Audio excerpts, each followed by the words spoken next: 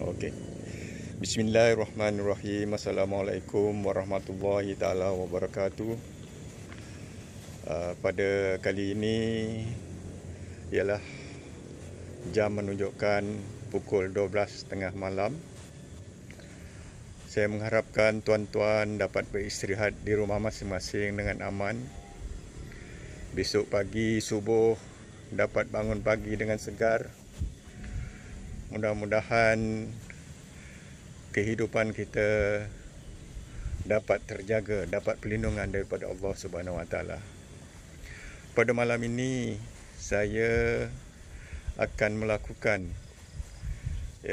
eksperimen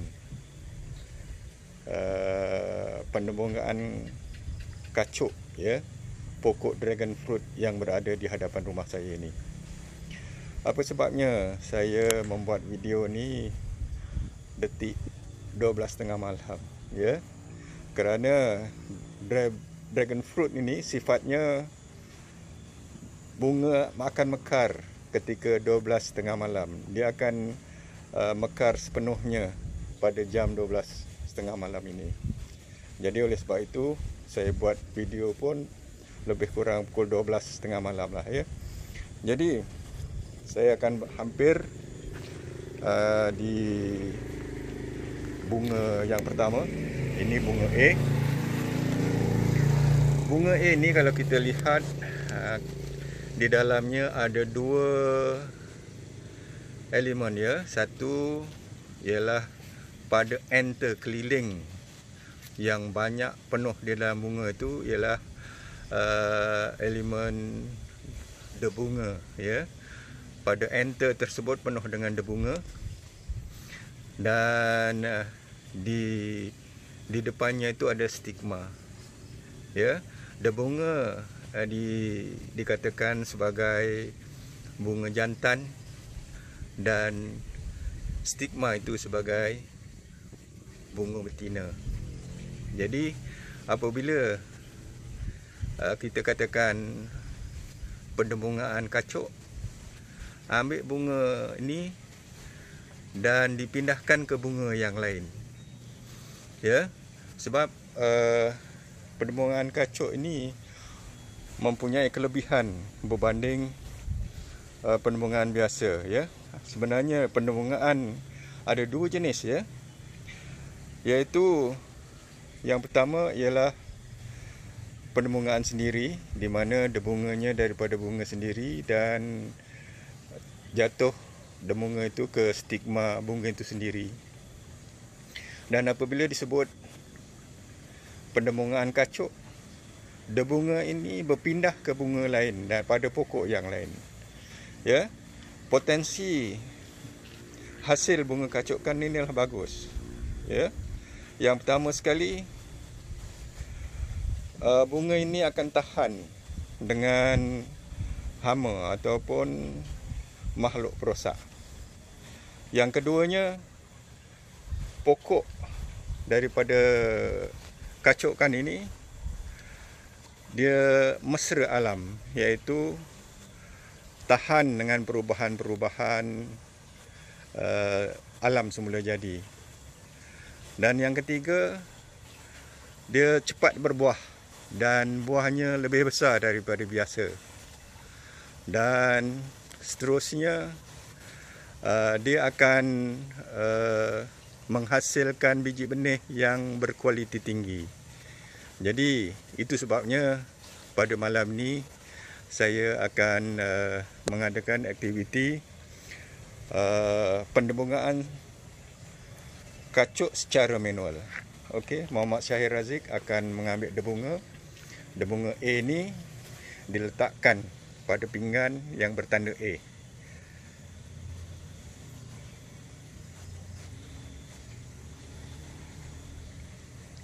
Ambil 3 kali lain tempat. Itu bunga A. Cuba tengok ada kat debunga mana A nya. Sikit sangat. Ambil lagi.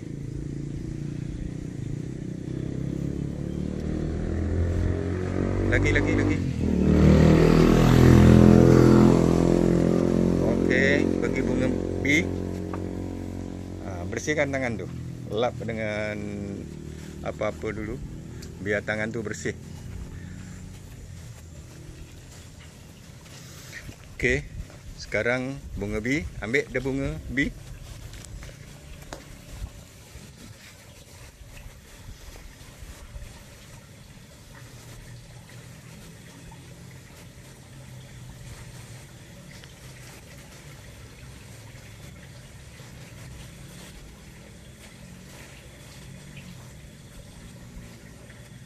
Okey, pergi bunga C.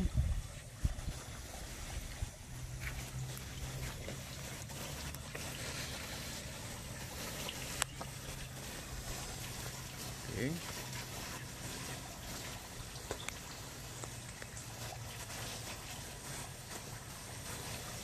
C ya, tempat C.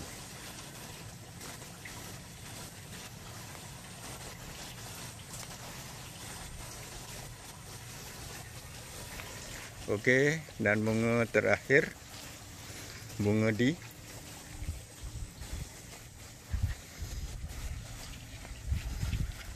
Okey, pergi ambil dah bunga.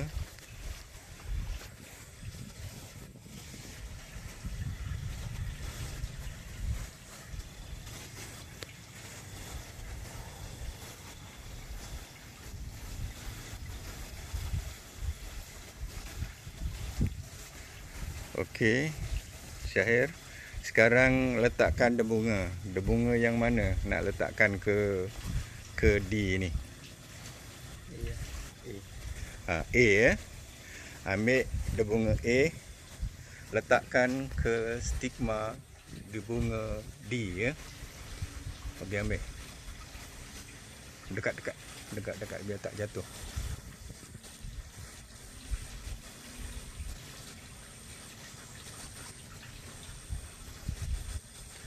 Di urai-uraikan sambil digentil-gentil sikit biar debunya tu jatuh turun kat bawah.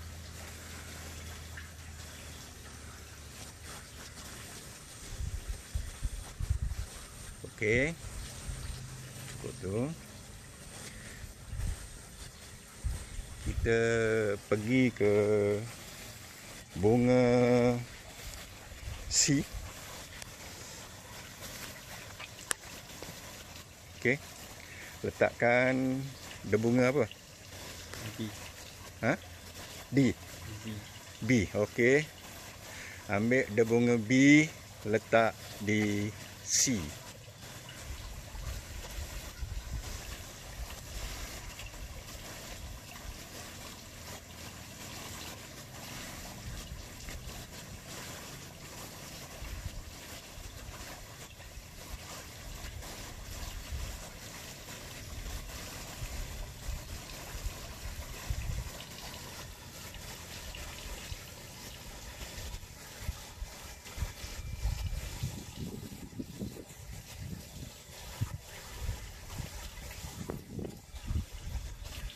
Okey, kita pergi ke bunga B pula ya. Ada bunga mana ni? C ya. Bunga C pergi ke B.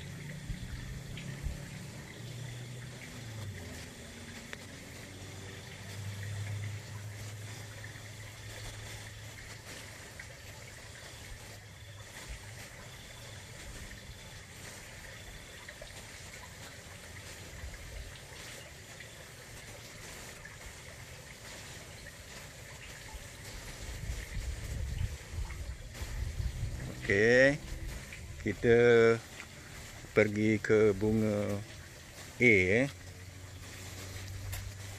Ni pun ada buahnya. Kalau kita tengok pokok ni pun dah banyak buahnya. Ini pun buah juga. Ini ialah bunga A. Nak masuk bunga apa tu? B ya. Okey. Masukkan bunga B.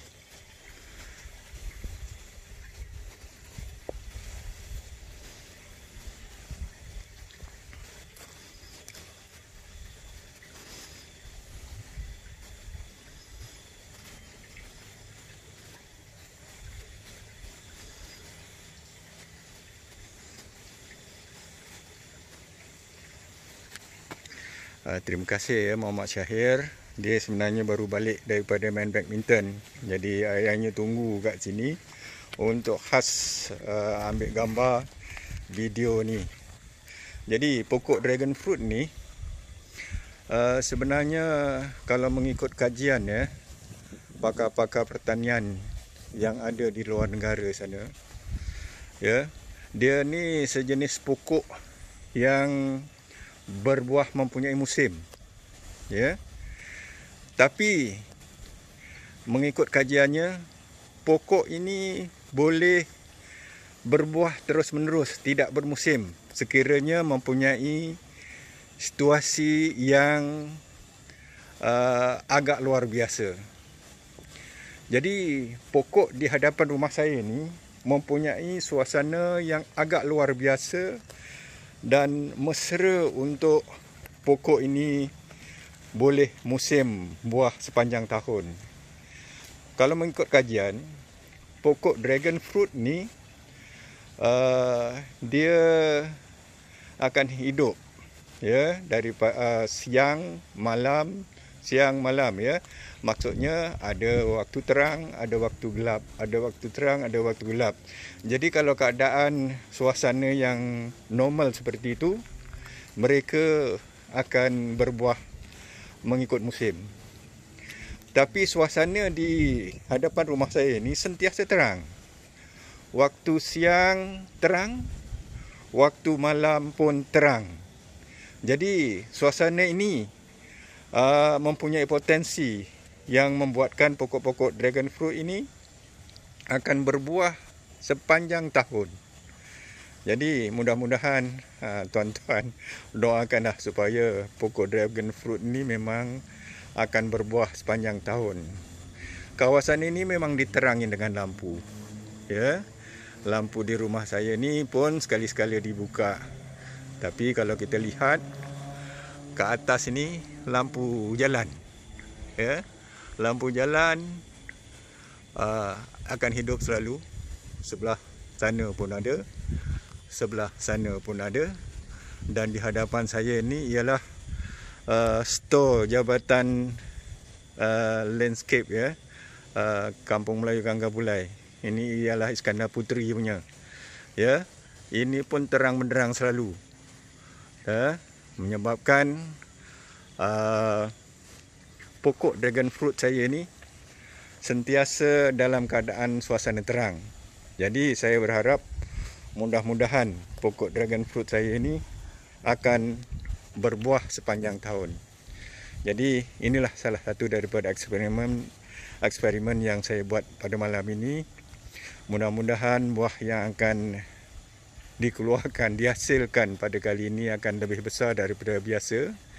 Biasanya dia pendemungan sendiri saja, ya. Pada kali ini pendemungan kacuk, ya. Kalau mengikut teorinya, dia amat baik untuk pokok ini. Jadi setakat itu saja eksperimen saya ini berkaitan dengan pokok dragon fruit.